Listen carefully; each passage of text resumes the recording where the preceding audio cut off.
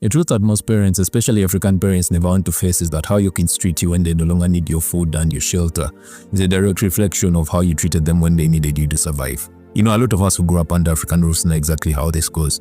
The food was always there, the roof was there, the school fees was always paid, no doubt about it.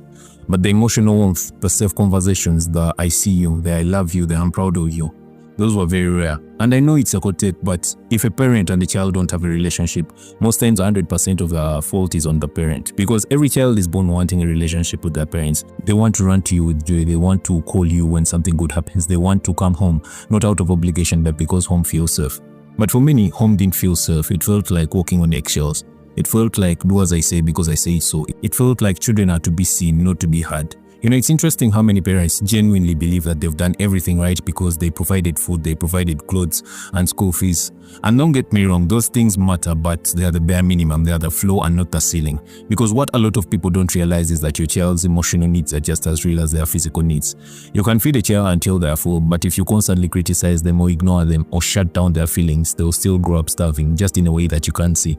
When your kids tried to express how your actions hurt them, it was seen as disrespect. When your kids tried to set boundaries, you labeled them as proud or wayward.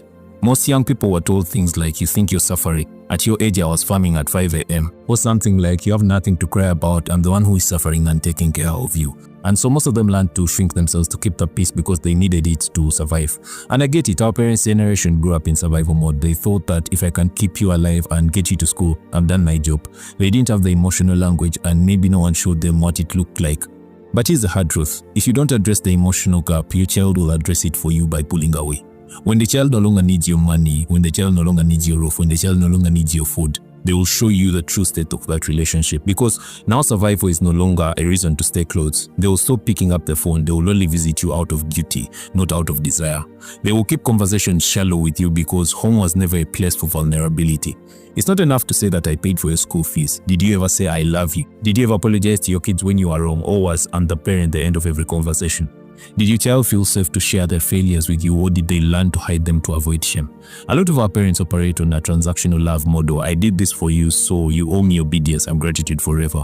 And when their children pull away, they call them ungrateful, not realizing that distance isn't rebellion, it's self-preservation. And here's the thing, this isn't about being perfect. You can't be a perfect parent, no one can. But what you can do is take responsibility. You can listen when your child says, hey, what you did hurt me. You can say that, I'm sorry. You can own your part, because accountability is what keeps relationships alive. Denial kills them, deflection kills them, I had it worse kills them. And look, I get that it's uncomfortable to meet your heart to your child, even unintentionally. It might feel like admitting you are a bad parent, but I think it's the opposite. It means that you care enough to grow, even now.